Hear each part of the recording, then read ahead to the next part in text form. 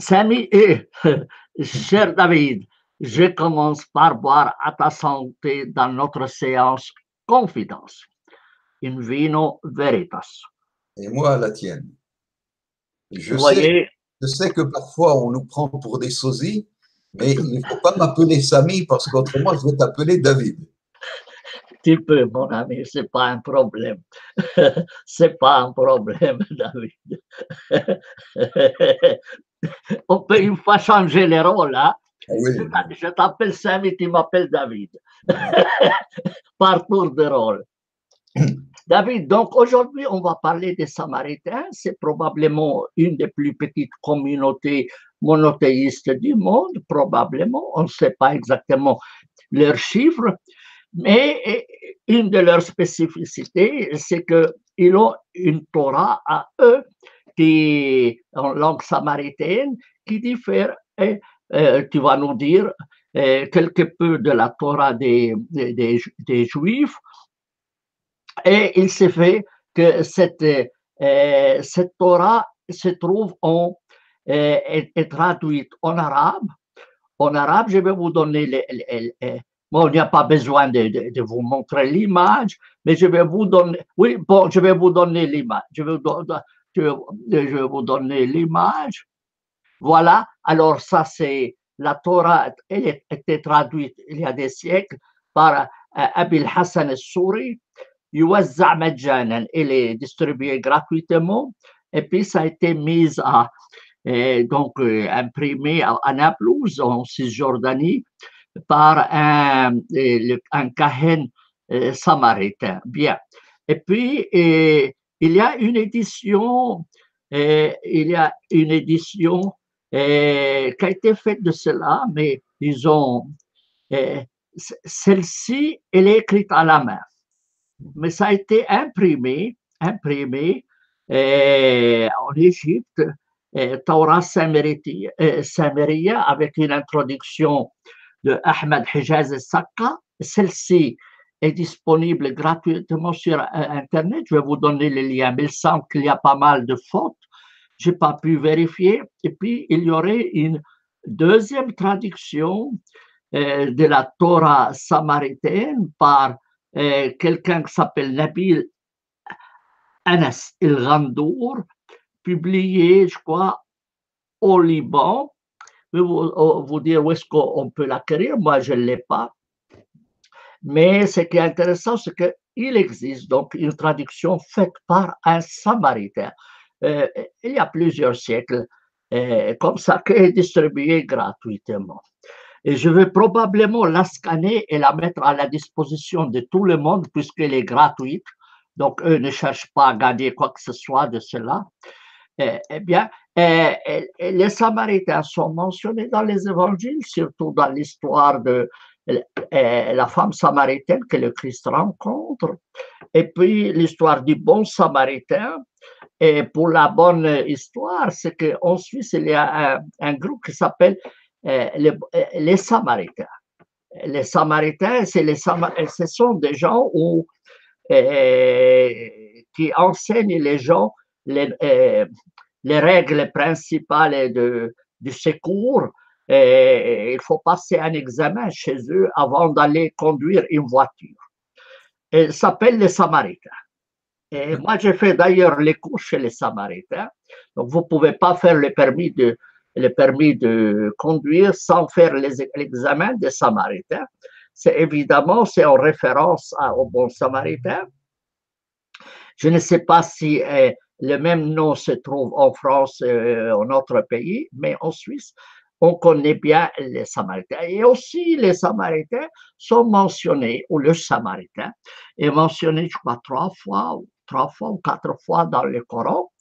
On en parlera après, mais je vais donner en premier lieu la parole à David pour qu'il nous parle de l'histoire des Samaritains, parce que c'est important de savoir qu'est-ce que c'est, comment ils sont nés, pourquoi ils s'appellent comme ça, etc., où est-ce qu'ils habitent. Et on verra après comment sa progression. On doit faire 2 émissions, une seule. Mais commençons par l'histoire. À toi, David. Alors, oui, en France, il y a un grand magasin qui s'appelle La Samaritaine. Mais tout ça, ce sont des anecdotes. Nous allons Ah, parler. David, probablement on a touché. Alors maintenant, je te vois, donc c'est toi qui parles. Vas-y, vas-y, vas-y. Alors, je disais qu'en France, il y a un grand magasin qui s'appelle La Samaritaine. Ah oui. Mais tout ça, ce sont des anecdotes et nous allons essayer de parler des choses plus sérieuses comme l'histoire Oui. et l'origine des Samaritains. Il y a un gros problème à cela parce que c'est une histoire extrêmement complexe et malheureusement, beaucoup de fantaisies sont écrites sur les sites d'Internet, sur Wikipédia, sur toutes sortes de sites où chacun ajoute de l'eau au moulin sans vraiment comprendre qui sont les Samaritains. Et comme c'est une histoire très complexe, je vais essayer de tenter de clarifier. Je ne sais pas combien de temps cela va prendre, je vais essayer d'être le plus bref possible. Mais en tout cas, sans l'historique de cette communauté, nous ne comprendrons absolument rien. Et alors, commençons. Au 8e, 9e siècle, avant l'ère chrétienne, lorsqu'il y a eu le schisme entre, d'un côté, le royaume de Juda au sud et le royaume d'Israël de Samarie au nord, où au sud, il y avait 2 tribus, 3 tribus, et au nord, tout le reste des tribus. Il y a eu une confrontation entre ces 2 royaumes frères, où chacun voulait l'hégémonie, d'un point de vue politique. Nous étions encore au stade du polythéisme hébreu mêlé de l'énothéisme israélite. Énothéisme, c'est un terme qui est un intermédiaire entre le polythéisme et le monothéisme. Et donc, cette confrontation, c'était sur l'hégémonie. Qui aurait l'hégémonie sur tout le peuple? Cette confrontation politique est devenue plus tard une confrontation théologique et religieuse. Comment cela s'est passé? Et tout simplement parce que lors du passage entre le polythéisme hébreu et l'énothéisme israélite, il y a eu ce qu'on appelle la royauté qui a émergé dans le royaume unifié d'Israël, avec d'abord le roi Saül, ensuite le roi David, et ensuite le roi Salomon. Et le roi Salomon avait un fils qui s'appelait Roboam, en hébreu Yarovam, ou plutôt Rehavam, et ce roi a voulu imposer des impôts à tout le peuple. C'était une sorte de petit roi tyran. Les principales tribus du Nord ont refusé et ont mis à leur tête un roi local de la tribu d'Éphraïm, donc de Joseph, qui s'est appelé Yarovam. Donc il y avait 2 rois d'un même peuple qui étaient des roitelets qui se confrontaient. Sur cette base historico-politique s'est développé un mouvement religieux, théologique. Il faut croire que les prémices de ce mouvement venaient d'un groupe particulièrement fanatique qui s'appelait le groupe des Rekabim.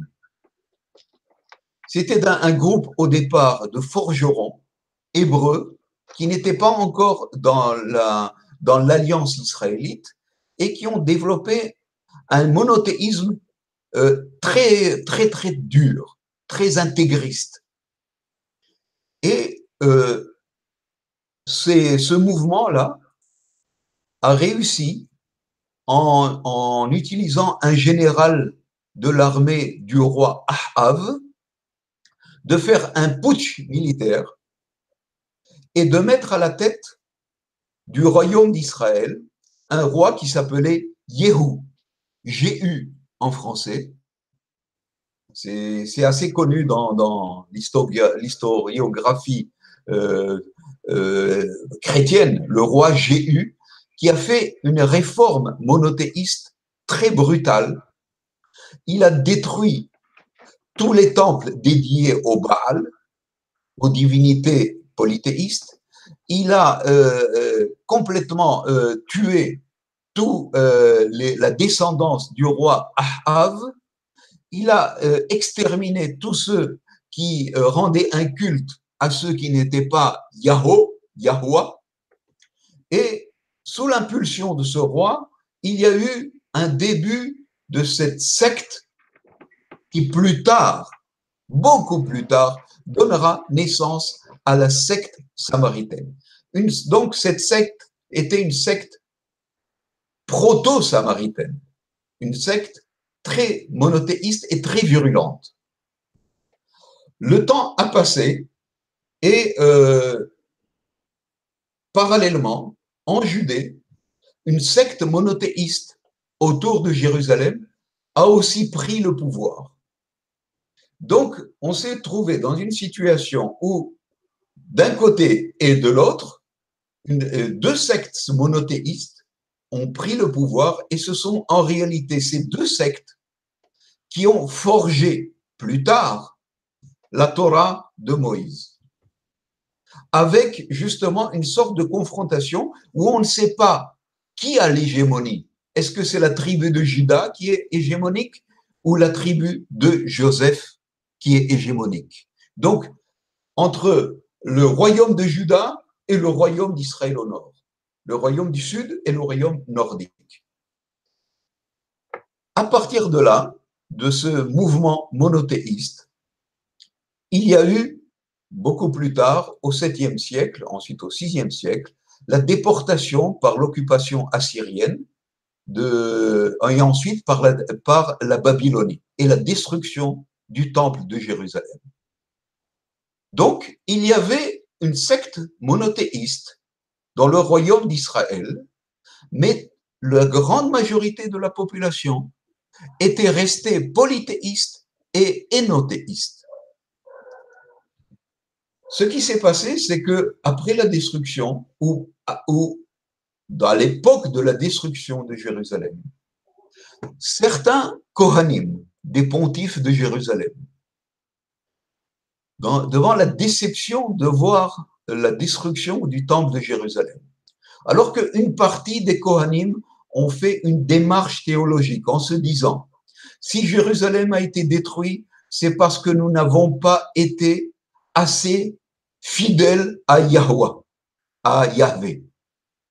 Mais une autre partie a fait une déduction théologique totalement différente, en se disant de telle manière, si le temple de Jérusalem a été détruit, c'est parce que, a priori, il ne devait pas être construit à Jérusalem. Il devait être construit à un autre endroit, parce que c'est impossible que le temple de Yahvé soit souillé et soit détruit alors que Yahvé est le maître de l'histoire. C'est impossible. Donc ça signifie que nous nous sommes trompés lorsque le roi David et Salomon ont construit un temple à Jérusalem. Ce n'était pas à Jérusalem que cela devait être construit. Et alors, ces Kohanim de Jérusalem ont fait scission. On fait ce qu'on appelle un schisme religieux.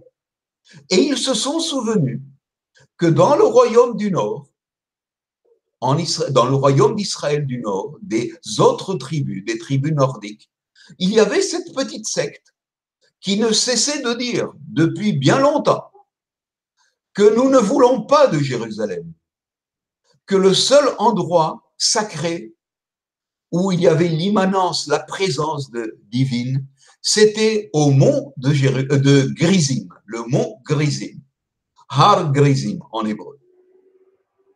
Il n'y avait d'ailleurs pas de temple, le mont était sacré. Et donc, ces pontifes de Jérusalem ont rejoint la secte monothéiste de la ville de Sichem, Shrem, ce que aujourd'hui on appelle Naplouse, mais c'est une déformation latine du mot hébreu Sichem, et sur Sichem surplombe le mont Gerizim, qui dans la Torah est appelé le mont de la bénédiction.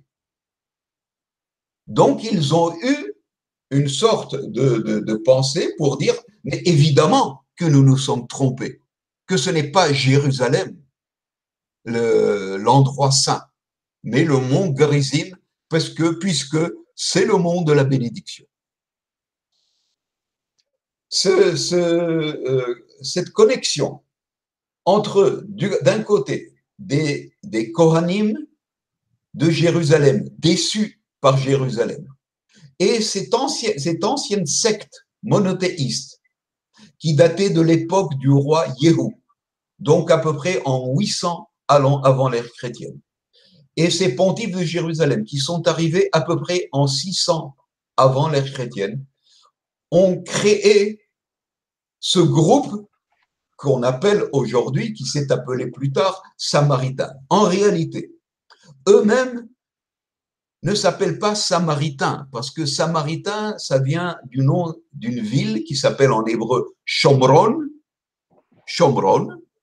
et donc ils ont été appelés Shomronim. Mais eux-mêmes ne s'appellent pas Shomronim, ils s'appellent d'un nom qui est forgé sur la même racine, ils s'appellent Shomerim.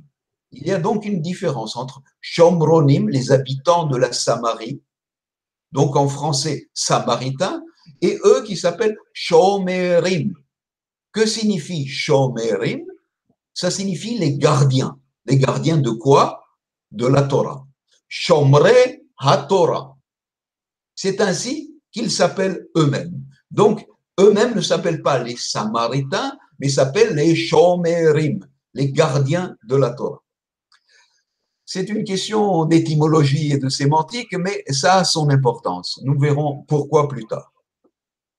Donc, ce groupe se forme dans le royaume nordique d'Israël, qui n'existe plus, puisqu'il a été détruit par les Assyriens, avant même que les Babyloniens détruisent Jérusalem.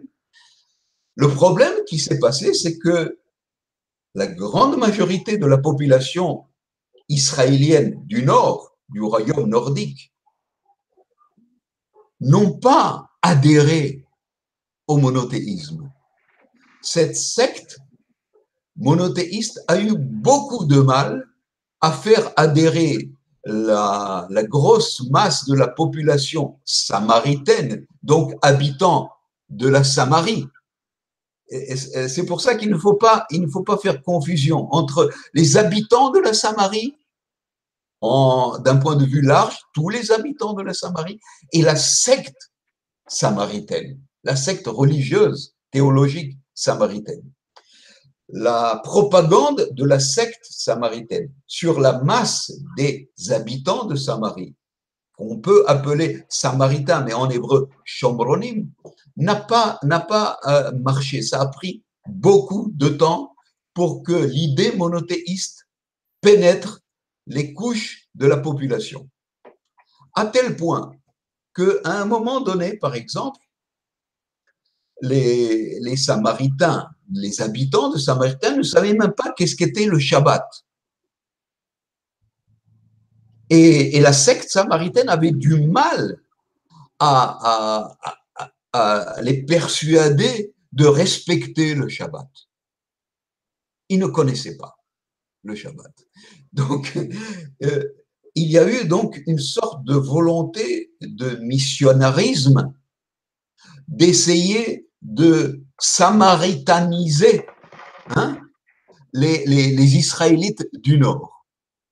Ce qui s'est passé plus tard, c'est que lorsque les Judéens sont revenus de l'exil de Babylone, sont revenus en Israël, ils ont trouvé cette population qui était hybride, où il y avait trois populations en réalité. Une, c'était la secte samaritaine. Donc, ce groupe-là de Kohanim avec les bribes, les restants de la secte, l'ancienne secte monothéiste des Rékabim. Ça, c'est un groupe. L'autre groupe, c'est la masse des habitants israélites de la Samarie. Et encore un petit groupe qui étaient des émigrés que le roi assyrien avait transféré de la Syrie et de la Babylonie, qu'il avait transporté en Israël, qui étaient des Cutéens, des Koutim, de la ville de Kouta, qui se trouvait en Babylonie. Et donc, les Judéens, revenus de l'exil, voient ces trois groupes humains, et il y a une confrontation terrible entre les Judéens revenus d'exil avec la population judéenne de Juda et ces groupes hétéroclites. Et la grande polémique, et c'est ça le problème dans l'histoire des Samaritains, parce que lorsqu'il y a une polémique, il y a toujours une volonté d'apologie et la contre-apologie et la contre-polémique. Et c'est pour ça que ces deux groupes se sont confrontés.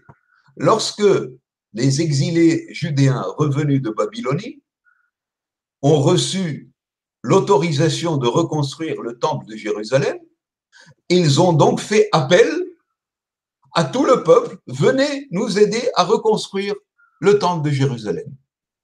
Or, ce groupe-là, de cette secte samaritaine monothéiste, ont dit, mais pas du tout, Jérusalem n'a rien de sacré, n'a rien de saint. Moïse, d'ailleurs, s'opposait à Jérusalem, et la preuve, c'est que le seul endroit, le seul mont qui a été appelé le mont de la bénédiction, c'est le mont de Grizim, qui se trouve sur notre territoire. Donc, nous n'avons absolument aucune intention de vous aider à reconstruire le temple de Jérusalem. Non seulement ça, mais nous allons tout faire pour vous empêcher de reconstruire le temple de Jérusalem. C'est ce qu'ils ont dit aux Judéens. Et alors là, ça a été la confrontation totale et la scission entre, d'un point de vue théologique, entre les judaïques et entre les samaritains. Bien d'un point de vue ethnique, les deux étaient des Israélites. Et donc, qu'est-ce qui s'est passé? C'est que les Judéens, en exploitant le fait qu'il y avait une petite population d'émigrés, des Koutim, ont appelé tous les Samaritains. D'ailleurs, ils leur ont dit, vous n'êtes même pas de la race d'Israël. Vous êtes des Koutim, vous êtes des Goïm, vous êtes des étrangers. Et les Samaritains leur ont rendu la monnaie de leur pièce. Et leur ont dit, mais nous n'avons jamais quitté la terre d'Israël. Nous sommes toujours restés ici. Je parle à peu près au 5e siècle avant les chrétiennes. C'est vous êtes des goïms. Vous êtes vous n'êtes pas de la race d'Israël. Ces deux groupes se sont complètement séparés. Et donc, il a commencé à y avoir des modifications dans la Torah. C'est pour ça que entre la Torah judaïque et la Torah samaritaine, il y a à peu près une centaine, même plus, 150 différences, variantes. Par exemple, dans la Torah judaïque, il y a écrit pour le mont Grizim, il y a écrit, oui, c'est le mont de la bénédiction, mais lorsque tu rentreras dans le pays que je te donne, tu construiras mon temple à l'endroit où je t'indiquerai. Alors que dans la Torah samaritaine, il y a écrit, tu construiras à l'endroit que je t'ai indiqué. L'un, c'est le futur et l'autre, c'est le passé. Et donc, les Samaritains, ils disent, oui, mais où je t'ai indiqué, qu'est-ce que je t'ai indiqué? c'est le mont Gerizim, c'est le mont de la bénédiction, ce n'est pas Jérusalem. Et donc les judaïques ont accusé les Samaritains d'avoir falsifié la Torah. Cette polémique théologique à l'intérieur du peuple d'Israël a duré pendant 400, 500 ans et en réalité jusqu'aujourd'hui. Donc 2500 années. Et pendant toute cette période, nous avons affaire à deux frères ennemis qui ne cessent de s'insulter, qui ne cessent de s'excommunier, qui ne cessent de dire que l'un est un falsificateur et l'autre dit vis-à-vis de l'autre, non, c'est toi le falsificateur. À tel point, nous sommes arrivés à un degré d'animosité entre ces deux populations qui sont en réalité le même peuple, avec la même origine. Regardons comment la théologie est capable de disloquer un peuple. Et nous sommes arrivés à des situations où, à peu près à l'époque de Jésus, qu'il y a la Judée, il y a la Samarie et il y a la Galilée. Pour aller en pèlerinage à Jérusalem, les Galiléens qui étaient judaïques ne pouvaient pas traverser le territoire des Samaritains, la Samarie. Les Samaritains leur empêchaient. Si vous voulez aller en pèlerinage à Jérusalem, qui est une abomination, on ne vous laissera pas traverser par notre territoire. Ou alors vous venez prier au mont Gerizim. Autrement, nous ne vous laisserons pas passer le territoire. Donc les Galiléens étaient obligés de passer au-delà du Jourdain, d'aller ce qu'on appelle aujourd'hui la Transjordanie, pour rejoindre Jérusalem, si on voit par la carte. Hein, voilà, ils faisaient ça. Au lieu de traverser. On reparlera de Jésus et des Samaritains comment on appelle, des liens que Jésus avec les Samaritains, s'il avait des liens avec les Samaritains. Et quelle sorte de liens? Mais retournons à notre abrégé historique. Je fais encore un saut. Le temple de Jérusalem est détruit en l'an 70. À l'époque, un peu avant, à l'époque grecque, les Hasmonéens ont réussi à occuper le territoire des Samaritains, mais les Samaritains ont refusé d'adhérer à la religion de la Torah judaïque. Ils ont toujours voulu conserver leur Torah samaritaine. Évidemment, les deux groupes parlaient en hébreu, les deux groupes faisaient partie du même peuple, mais c'était une scission théologique. Et donc, je continue mon aperçu historique. À la destruction du premier temple, donc, on s'est retrouvé dans une situation où à la fois les Samaritains n'ont pas de temple et les Judaïques non plus n'ont pas de temple. Et lorsque les Romains ont brisé la révolte de Bar Kokhba, plus tard, les Samaritains se sont soulevés contre les Romains. Il y a eu beaucoup de rébellions anti-romaines qui ont été matées, il y a eu vraiment une oppression romaine contre les Samaritains. Il faut savoir que les Samaritains étaient au nombre de 1 200 000. Lorsque les Byzantins, à l'époque byzantine, donc à peu près du IIe siècle, jusqu'à l'invasion arabo-musulmane, disons pendant 5 siècles, il y a eu l'Empire byzantin. Les Samaritains, de façon récurrente, faisaient des révoltes qui ont été opprimées. Il y a eu certains Samaritains qui ont adhéré au christianisme, mais c'est une minorité. Les Samaritains étaient très, fanatiques de leur religion israélite samaritaine. Les fouilles archéologiques ont montré que une vingtaine d'années avant la conquête arabo-musulmane, il y avait à peu près 900 000 Samaritains, Israélites samaritains, de la secte samaritaine. Et donc du 7e siècle, après l'ère chrétienne, nous faisons un saut rapide pour ne pas faire long, et nous en arrivons au tout début du 19e siècle. Au tout début du 19e siècle, il ne reste plus que 117 Samaritains. C'est tout le peuple samaritain qui continue à savoir qu'il est samaritain. Il ne reste plus que 117. À l'arrivée des Britanniques, ils trouvent une communauté en lambeaux avec des haillons. Le grand Cohen samaritain est habillé avec des habits déchirés. Une communauté à l'abandon, une communauté qui va vers l'extermination, à tel point que la femme du consul américain, John Whiting, il me semble, qui était allé les voir, c'était exotique d'aller voir les Samaritains, elle est allée les voir pour la Pâque samaritaine, et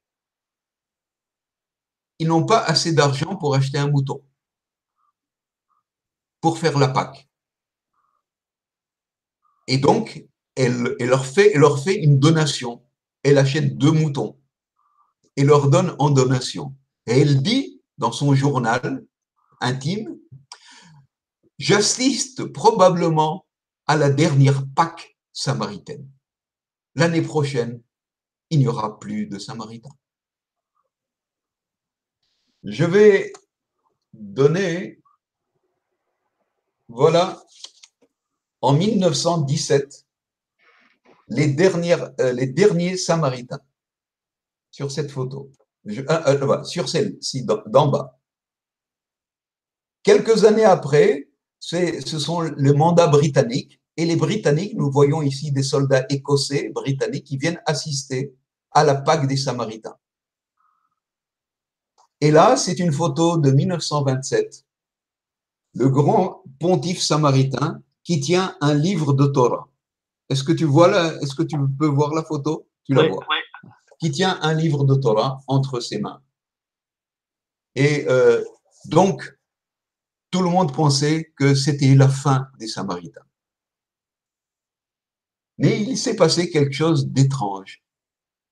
C'est que les sionistes, venus au début du XXe siècle, ont recherché où étaient les Samaritains. Et celui qui allait devenir le premier président, ou le deuxième président d'Israël, Yitzhak Ben Tzvi, qui était un grand érudit, qui avait écrit un livre d'histoire sur les Samaritains, sur la secte samaritaine, sur le mouvement samaritain, s'était beaucoup préoccupé de voir les vestiges des Samaritains. Et il les a vus et il leur a proposé une partie des Samaritains d'aller vivre à Holon, où il leur a proposé une défense, de les protéger, une protection, parce qu'ils ne savaient pas si l'islam allait complètement éradiquer jusqu'au dernier Samaritain. Et là, je fais un petit retour en arrière. Que s'est-il passé entre le 7e siècle, où il y avait 800, 900 000 Samaritains, pour en arriver au début du 20e siècle avec 117 Samaritains? Que s'est-il donc passé? C'est un véritable génocide, peut-être le plus grand de l'histoire, à part le génocide comment on appelle ça, des indigènes des États-Unis, hein, des peuplades, des Sioux qui ont été exterminés, génocidés. Mais du point de vue relatif, de 900 000 passer à 117, c'est incroyable. Que s'est-il passé? Le drame des Samaritains a été justement à cause du Coran. Dans le Coran, Samiri, donc le Samaritain, est accusé d'avoir créé le veau d'or. Donc, les Samaritains sont des idolâtres, ne sont pas des monothéistes. Ils ne font pas partie des gens du livre qui sont sous le statut de la dimitude, où il faut qu'ils payent la jizya, il faut qu'il y ait la capitation, mais ils ont le droit de vivre, disons. Les Samaritains, non. Ils n'étaient pas inclus dans le système de la dimitude parce qu'ils étaient considérés comme des polythéistes. Et donc, ils ont été soit massacrés, soit islamisés de force. Et toute la population samaritaine, petit à petit, comme une peau de chagrin, a diminué. Les derniers qui voulaient garder ont été massacrés. Il y a eu des révoltes contre les conquérants arabo-musulmans, mais ils ont été massacrés. Et le reste ont été obligés de s'arabo-islamiser. À un certain moment, il y avait un calife arabo-musulman parce qu'ils, quand même, les Samaritains essayaient de vivoter. Et là, il a décidé de les exterminer jusqu'au dernier. Dans l'épouvante, les Samaritains sont allés voir un rabbin judaïque qui s'appelait le Rabb Gagin, si je me souviens bien. Et ils sont allés le voir dans la frayeur la plus totale et l'ont supplié: oublie notre polémique entre nous, nous te supplions, oublie notre polémique sur Jérusalem et le mont Grizim.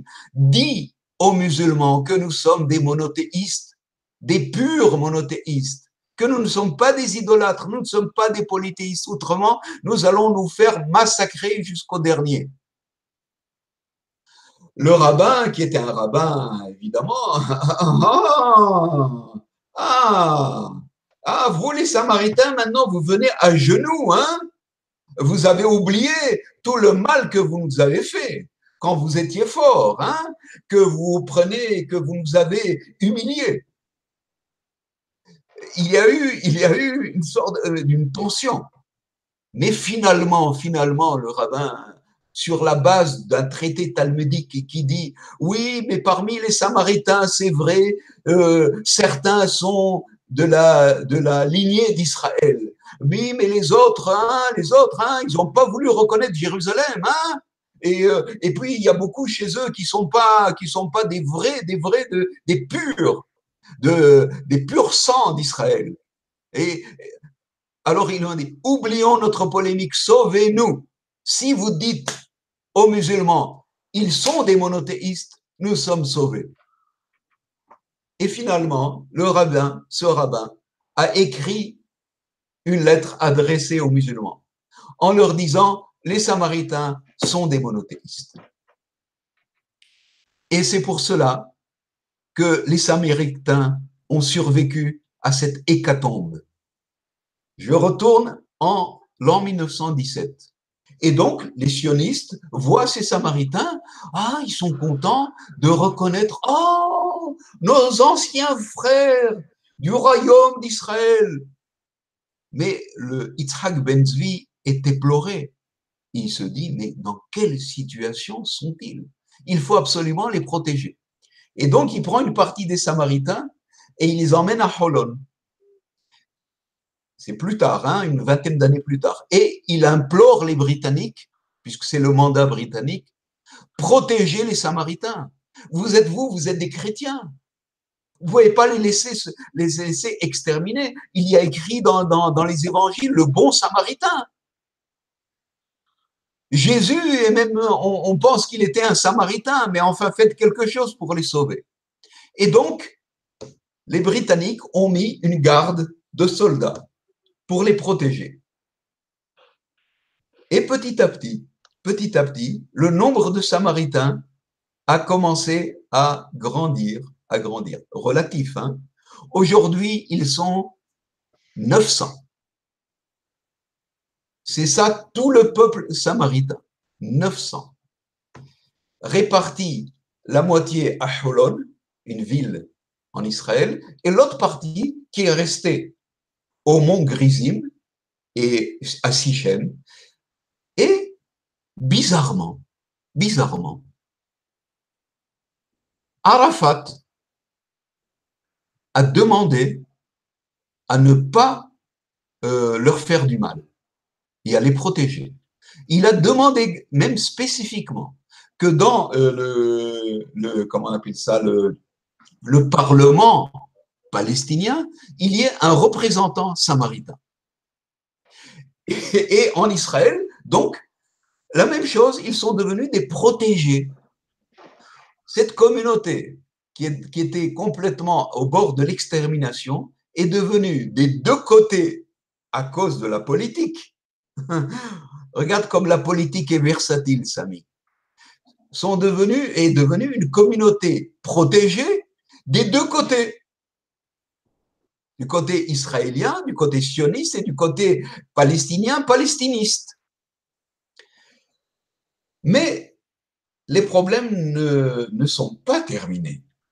Le problème de cette communauté existe parce que cette communauté veut garder sa spécificité, n'a absolument aucun but ni de se judaïser, ni de s'islamiser. Pour eux, l'islam, c'est une abomination et le judaïsme, c'est une hérésie. Et ils veulent garder leur spécificité samaritaine. Alors, quelle est la spécificité samaritaine d'un point de vue théologique? C'est que, à la différence des judaïques, nous avons parlé du mont Grizim, n'est-ce pas, à la place de Jérusalem. Mais pas seulement. Chez les Samaritains, seule la Torah compte, pas le reste de la Bible. Ils ne reconnaissent ni les prophètes, ni les hagiographes, ni tous les livres bibliques. Seulement le Pentateuque, les 5 livres de la Torah, uniquement. Donc, ils font les fêtes de la Torah. Pâques, Shavuot, qui est la fête des semaines, Sukkot, la fête des tentes, des huttes, et ils ont développé leurs propres coutumes, qui sont parfois des très belles coutumes, et ils ont aussi conservé, à la différence des judaïques, ils ont conservé l'écriture hébraïque antique, le paléo-hébreu.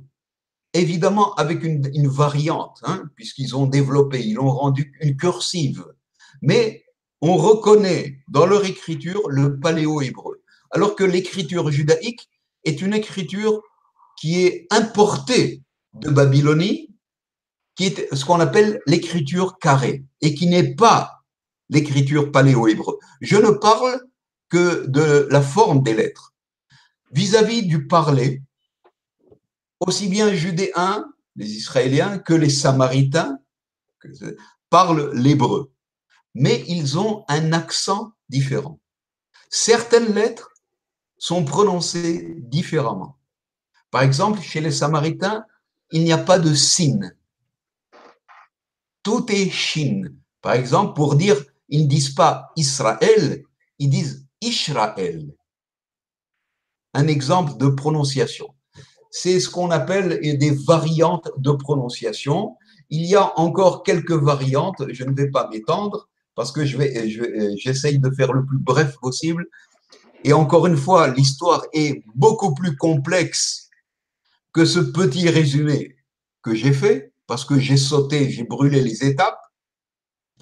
Mais c'est à peu près l'histoire éminemment tragique de cette communauté samaritaine qui a subi des massacres, des tragédies incroyables, qui ont été opprimés par les Romains, par les Byzantins, par les conquérants arabo-musulmans, et même d'un point de vue, comment dire, théologique, par les Judéens. Parce que, par exemple, les Samaritains, aujourd'hui,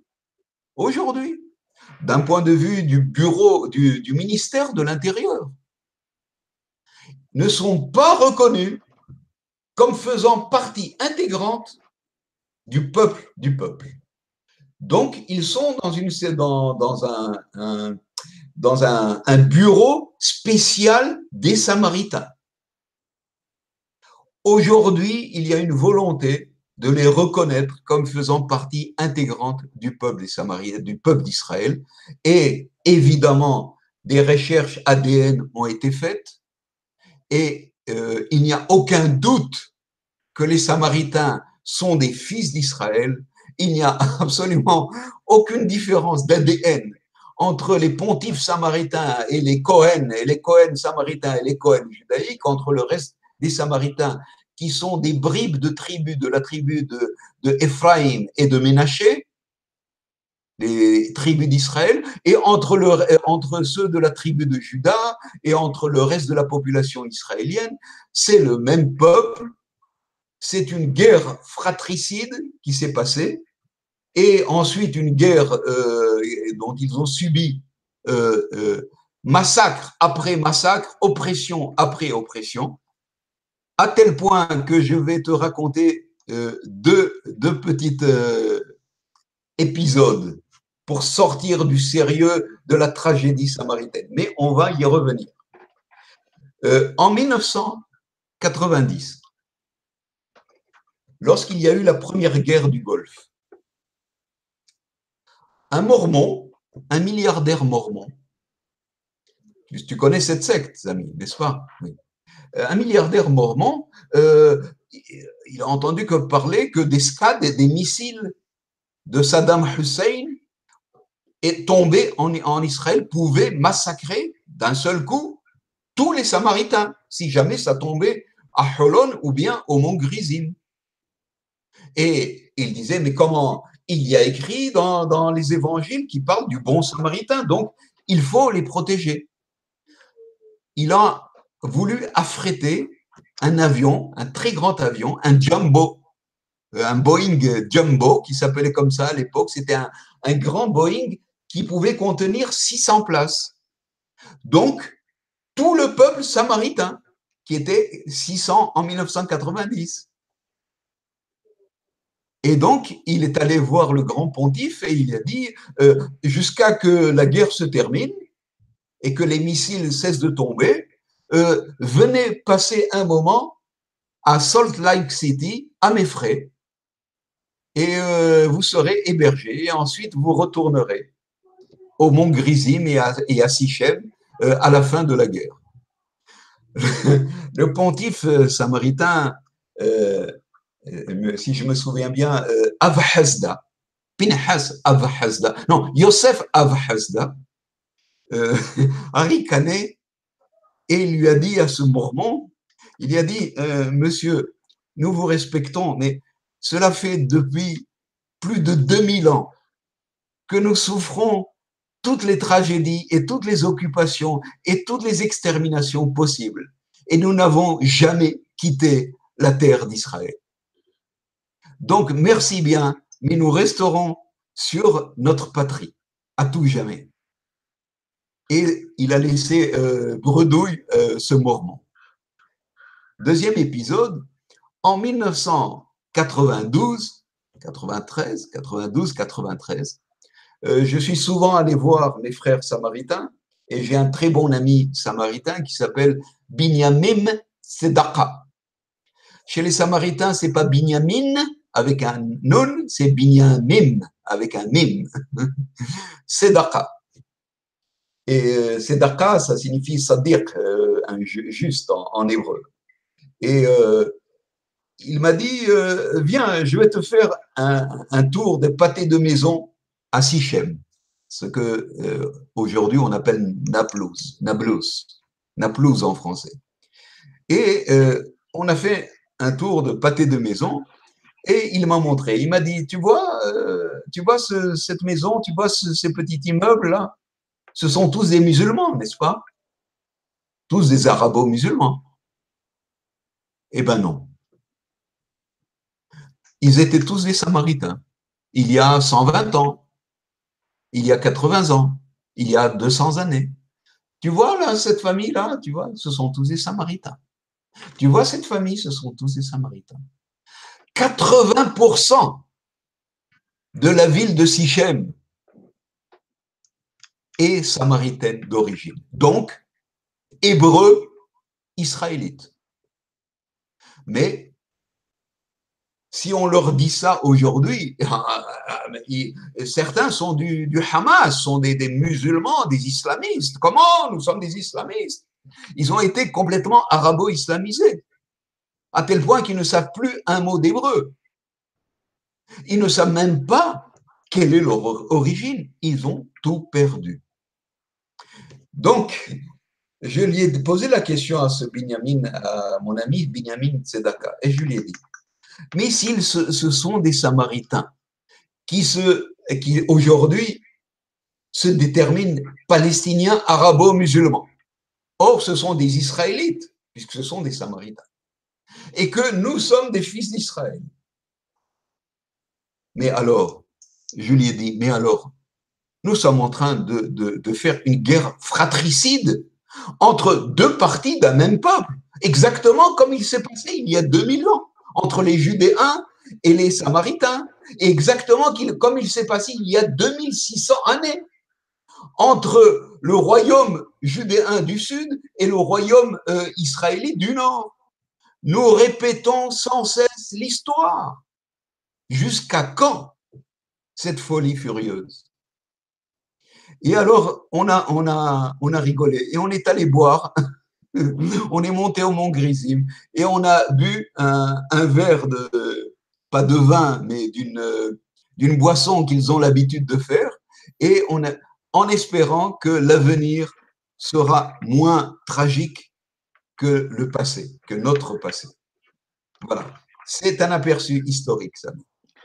Oui, David, vraiment, fais le microphone. Fais les microphones. David, vraiment, je suis très reconnaissant pour cette histoire, parce que chaque fois que je parle, que je pense aux Samaritains, j'ai une pensée émue pour eux. Et j'ai été d'ailleurs les voir 2 fois. Et avec mon frère curé, je lui ai dit, on va voir nos frères samaritains. Eh ben, j'ai entendu parler d'eux, mais jamais été sur le mont Garizim. Et j'ai été voir un de leurs chefs, je crois que c'est celui qui représentait la communauté samaritaine au Parlement palestinien. Et d'ailleurs, il m'a prêté un livre écrit en arabe et en samaritain que j'ai photocopié, que je garde ici soigneusement. Évidemment, c'est une histoire très, très tragique. Et juste pour enchaîner sur ce que tu as dit, hier, j'ai entendu une émission, une interview d'une chaîne de télé, une chaîne YouTube d'une juive. Je vais te donner probablement le nom. Elle s'appelle Rahel, mais je vais te donner son nom. Alors, Rahel, en tout cas, et puis elle parle toujours des Juifs et qu'on va répartir le pays, etc. Et moi, évidemment, je suis de ton côté plutôt. Et elle dit, on ne peut jamais accepter la solution que je propose. Et je lui dis, ma chère amie, mais revenons dans l'histoire, revenons à l'histoire. Cette terre appartenait aux Hébreux et aux Cananéens. Certains, ou la plupart, étaient des polythéistes, puis sont devenus juifs, et après, ils sont devenus chrétiens, puis forcés à devenir musulmans. Pourquoi est-ce que tu veux te séparer d'eux? Après tout, elle est d'origine égyptienne. Je dis, mais si toi, tu as le droit de venir de l'Égypte et tu dis, c'est ma patrie, mais eux, pourquoi tu prives les musulmans de leurs droits, de leur terre, parce qu'ils sont musulmans, mais ils n'ont pas choisi l'islam. Je peux te garantir, aucun Palestinien n'est devenu musulman de plein gré. Ils étaient obligés soit de devenir musulmans, soit de se faire massacrer comme nos pauvres Samaritains, soit de payer la jizya. Ils ont payé la jizya. Je dis, tous les habitants de Gaza, c'est des juifs, pas des Hébreux. Tous les habitants d'Hébron, c'est des Hébreux. Et toi, tu veux faire cession. Mais elle dit non, c'est notre patrie à nous. Je dis, mais elle est aussi la patrie des autres. Elle est aussi la patrie des autres. Ce n'est pas leur faute qu'ils sont musulmans. Ce n'est pas leur faute. Ils n'ont pas choisi. Et moi, je peux garantir, les musulmans qui m'écoutent, ceux de Hamas, mais personne des musulmans de Palestine, ou appelle-le comme tu veux, de cette terre, la Canaan, ou le Kedem, comme tu l'appelles, ou l'Orient, n'est devenu musulman de plein gré. Ils étaient forcés de le devenir. Tu dis, oui, mais les musulmans ou les arabes ont une autre mentalité, ils ont d'autres valeurs, ils n'ont pas progressé sur le plan des droits de l'homme. Je dis, oui, mais vous n'êtes pas mieux pour autant, hein? Vous avez aussi détruit des villages, etc. Donc, on peut dire, pourquoi être exclusiviste? Pourquoi tu veux faire exactement séparer les gens? Tu ne serais pas par hasard d'une idéologie nazie à vouloir exclure les autres. Et les musulmans font la même chose. Les musulmans font de l'exclusivisme, ils disent on va massacrer tous les juifs, et ils oublient en fait qu'ils massacrent leurs propres frères. Ils massacrent leurs propres frères, mais ce n'est pas leur faute. Hein? Mais malheureusement, c'est une historienne d'ailleurs, c'est une historienne, et je vais te chercher probablement, je vais te chercher, oui, dis-moi. Intervenir. Peu importe, le problème qu'elle soit historienne ou pas historienne, c'est pas ça le problème. Le problème, c'est que du moment qu'on fait introduire la religion, on disloque un peuple. La religion est un système qui disloque, qui rend un peuple, qui le fait passer de peuple à communauté religieuse. Et qui dit communauté religieuse dit exclusion. Regardons l'autre histoire. Quand on parle, par exemple, des premiers chrétiens, mais tous les premiers chrétiens, qui étaient-ils?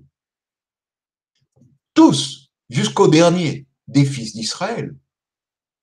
Tous étaient des juifs, bien sûr. Ou appelle-les comme tu veux. Toi, tu ne veux pas appeler les juifs. C'était des fils d'Israël. D'un point de vue ethnique, c'était des Hébreux. Oui. Or, parce qu'il y a un schisme religieux, que quelqu'un adhère à telle idée religieuse, l'autre a une autre idée religieuse, on voit que la religion disloque les peuples. Et c'est ce qui s'est passé et c'est ce qui se passe aujourd'hui. Pourquoi t'a-t-elle répondu de cette manière-là? Parce que il y a l'islam et que l'islam imprègne tout et que dès que quelqu'un devient musulman, son allégeance est donnée uniquement à son islam. Il ne peut même plus réfléchir à quel peuple il appartient. Pour lui, il est avant tout musulman. Donc, la solution à ce conflit, c'est que prendre les religions et les séparer de l'État, faire de la religion quelque chose de privé et de ne pas la mélanger à la vie étatique. Tant que nous n'avons pas fait ça, Samy, toute solution sera catastrophique. Ce n'est pas une solution qui va être de l'extérieur en disant Trump va dire allez, d'accord, on va faire une confédération. Ça ne marchera pas parce qu'il faut une révolution des esprits. Tant que des gens se définiront avant tout comme des judaïques ou des musulmans, évidemment, ils vont s'exclure l'un l'autre. Comment peut-elle reconnaître dans un musulman qui dit « nous allons exterminer les juifs », comment peut-elle reconnaître son frère? Et comment le musulman, quand il dit « ah oui, le judaïsme, ah oui, il y a écrit dans la Torah », comment, nous on est les musulmans, nous sommes la communauté choisie par Allah. Comment va-t-il reconnaître dans son voisin judaïque son frère? Impossible. Donc, il faut absolument que nous arrachions, vraiment, je dis arracher, la religion de la personne et de lui dire que la religion, c'est le domaine du privé. Le peuple, l'État, c'est du domaine du public. Juste faire une petite digression pour revenir un peu aux Samaritains et ne pas trop rentrer dans le sujet politique. Autrement, notre émission va durer des heures. Il faut savoir que les Samaritains, d'un point de vue de la théologie, pour eux, ce sont les vrais fils d'Israël. Les Judéens, dans leur théologie, pour eux, ce sont eux les vrais fils d'Israël. Mais en réalité, moi qui suis athée,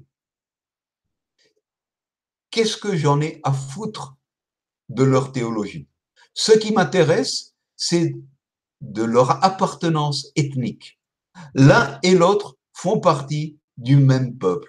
Et je dirais même plus, c'est qu'une bonne partie, entre 50 et 60%, si ce n'est plus, de tous ceux qui se définissent aujourd'hui comme palestiniens, font partie aussi des fils d'Israël. Donc, nous sommes le même peuple. Je vais juste donner un exemple pour les Samaritains. Tu vois ce livre-là.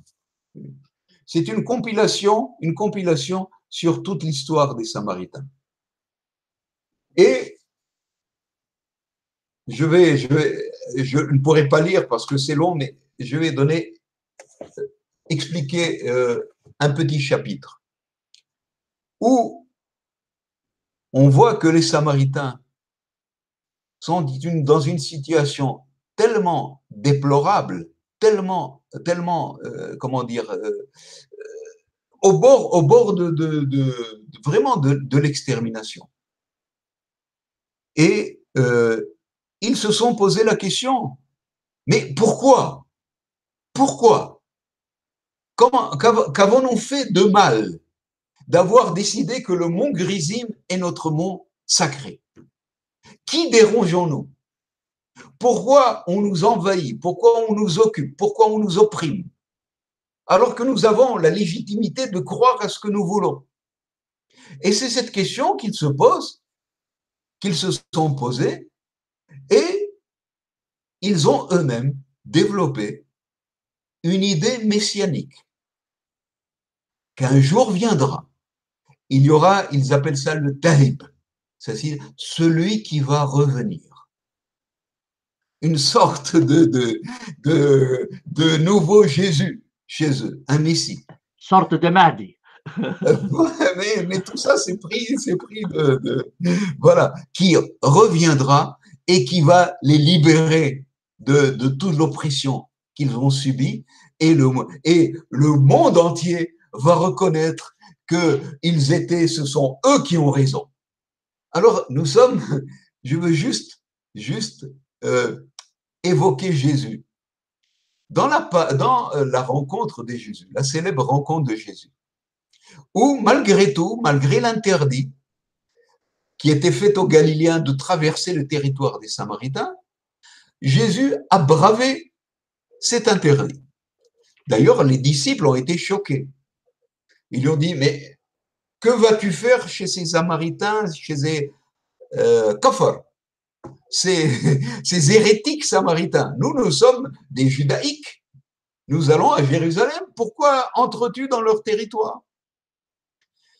Et Jésus brave cet interdit et pénètre dans le territoire, où il arrive à Sichem.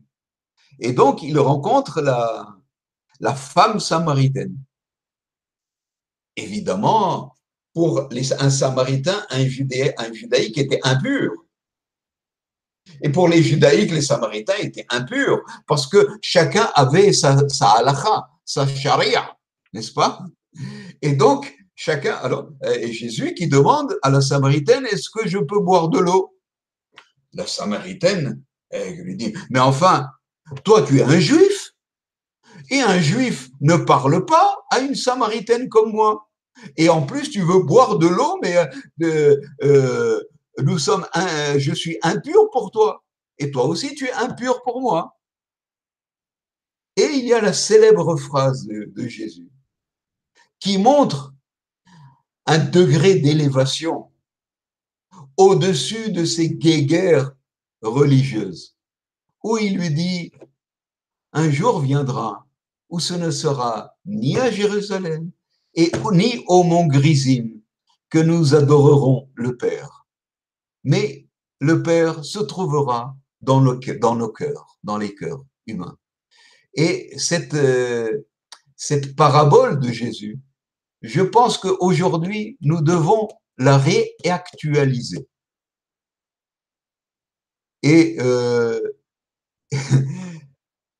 on commence à se connaître les uns les autres.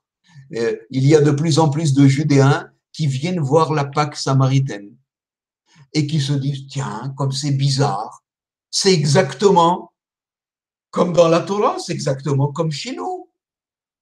Donc, ils commencent à reconnaître leurs frères. Et il y a un début de réunification entre judaïque et la secte judaïque et la secte samaritaine. Par contre, où il n'y a pas de début de réunification, c'est entre les Israélites judaïques, les Israéliens judaïques, et les Palestiniens musulmans. Parce que l'islam ne permet pas cette réunification. Tout comme l'établissement judaïque des rabbins qui ne veut pas cette réunification. Lorsqu'il apprend le mouvement, le rabbinat, que des Israéliens viennent visiter leurs frères samaritains, ils ne sont pas contents. Il leur dit, ce sont des hérétiques, ce sont des goïms. Il ne faut pas aller leur rendre visite. Cette haine, cette animosité qui est fondée sur des différences, des différents théologiques, n'a pas raison d'être. Le jour où ceux qu'on appelle aujourd'hui les Palestiniens, le jour où ils découvriront qu'ils n'étaient pas des musulmans à l'origine, une grande partie d'entre eux, ce jour-là sera un jour béni parce qu'il permettra la réunification de tous les habitants de ce pays. Et c'est ce que j'espère. Alors, David, aussi, je peux continuer. Moi, j'étais aussi content de voir que la fameuse université de Naplouse a un institut consacré aux Samaritains. Et donc, ça, c'est un très bon signe, un très bon geste. Et le fait que un Samaritain soit membre du Parlement palestinien, c'est quelque chose de très positif qu'il faut encourager.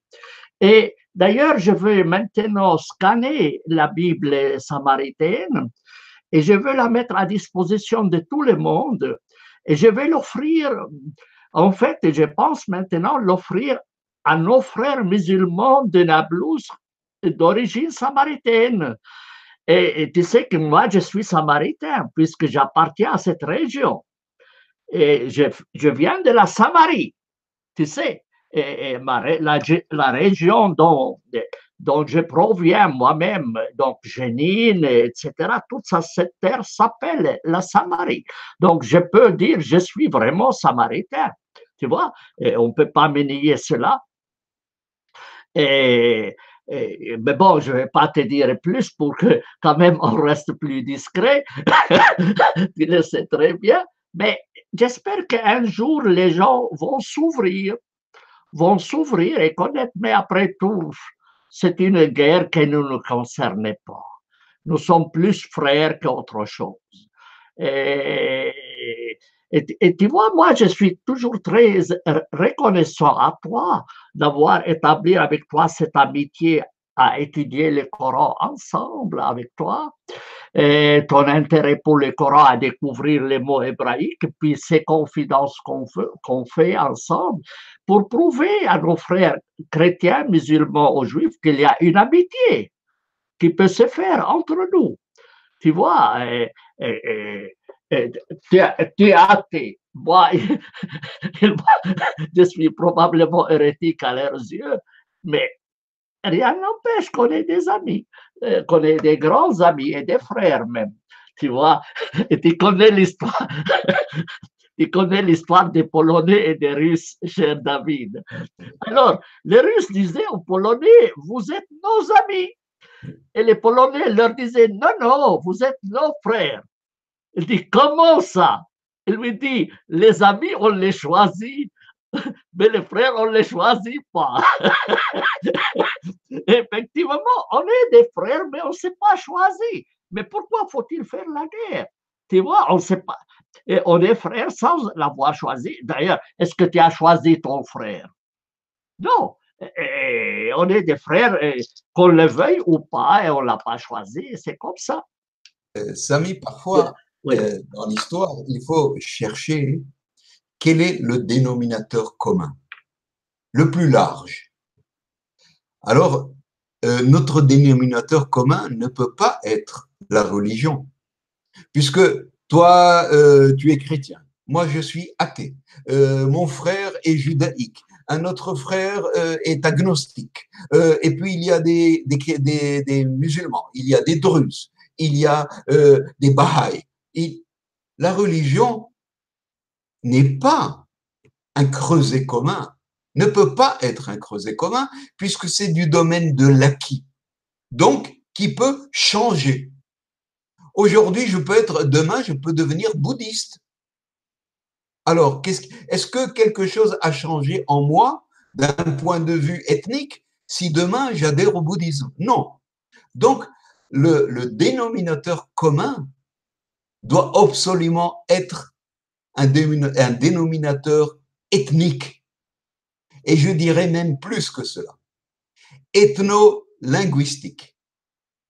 Tant que les palestinistes ne feront pas un effort d'apprendre l'hébreu et de retourner peut-être à certaines racines hébraïques, le fossé se maintiendra. Et c'est pour ça que c'est un effort qui doit être aussi un effort culturel. Tant qu'ils ne sauront pas l'histoire de cette terre, parce que quelqu'un du Hamas, quand on lui pose la question sur l'histoire de cette terre, pour lui, l'histoire commence avec la conquête arabo-musulmane. Il ne connaît pas l'histoire d'avant, l'histoire byzantine, il ne connaît pas l'histoire de la Judée, l'histoire du royaume d'Israël, l'histoire du peuple hébreu. Comment est-ce possible de faire avancer les choses lorsque on décide que le point zéro de l'histoire, il est à partir d'une conquête? Voilà le problème.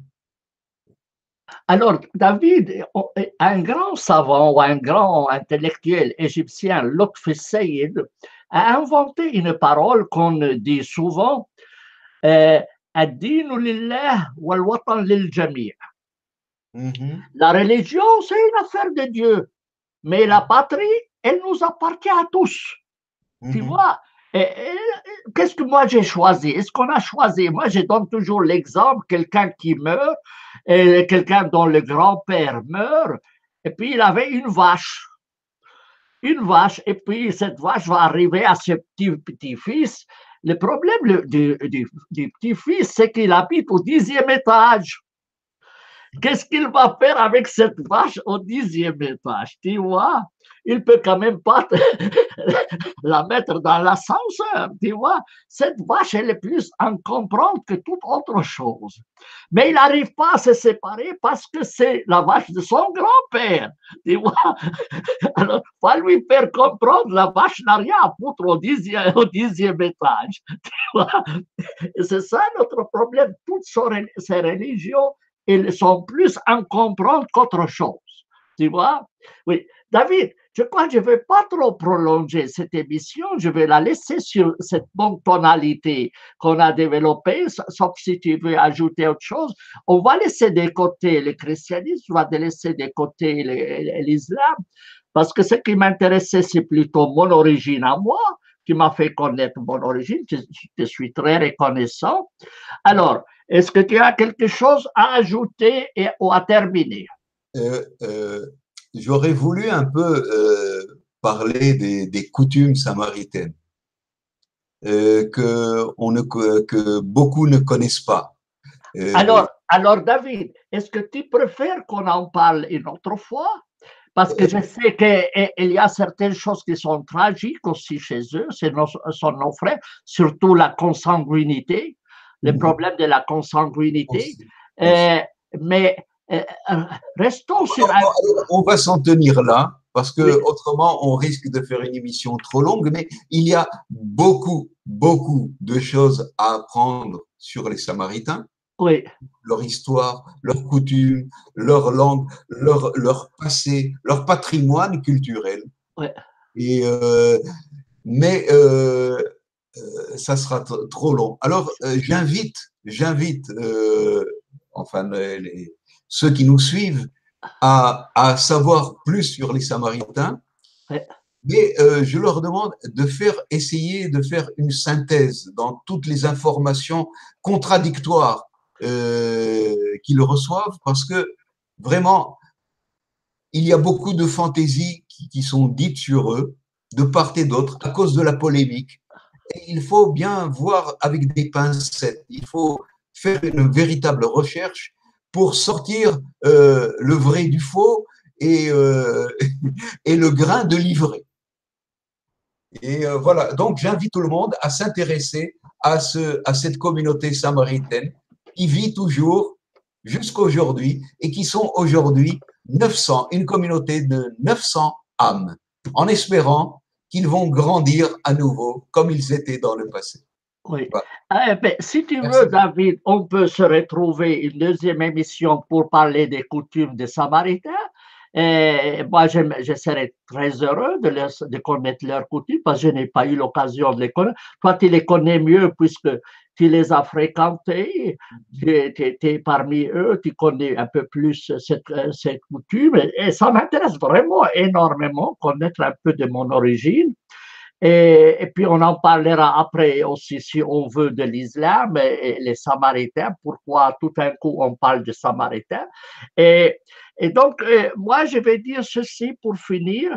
J'ai reçu de la main d'un ami à moi qui est musulman, qui m'aime beaucoup, et qui est aussi pour l'idée de la confédération, et qui est en fait de Naplouse originaire. Il est originaire de Naplouse. Il est allé les visiter et, et il est allé chez les Samaritains et il a obtenu des mains d'un des Samaritains cette copie qui est gratuite, mais il me l'a offert.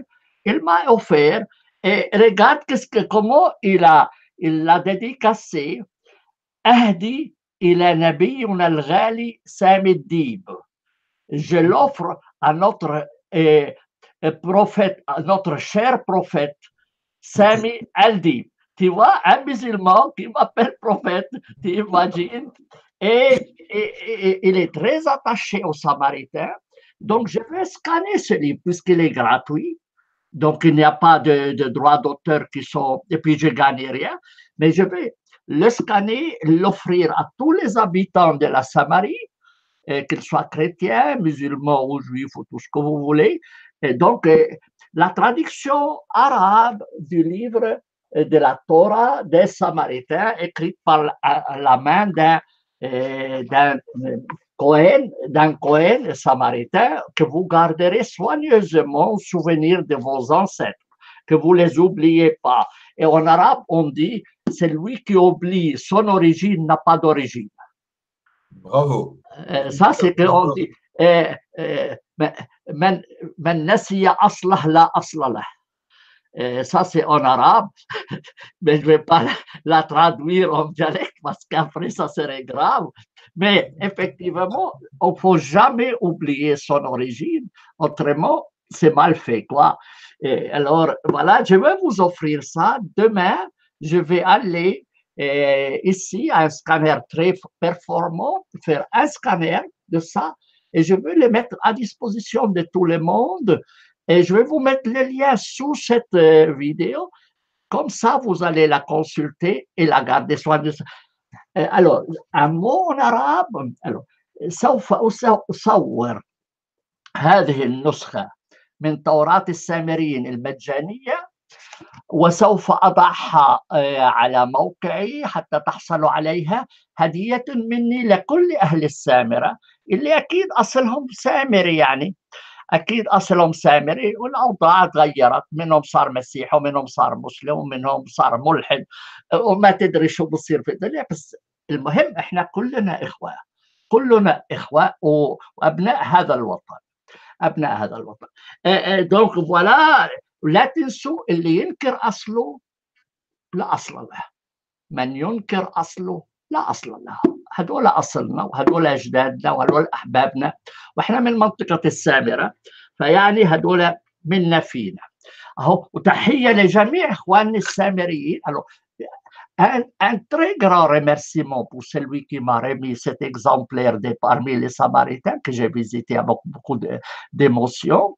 Je les remercie de m'avoir envoyé ce livre que je vais mettre donc à la disposition de tout le monde aussi pour les honorer.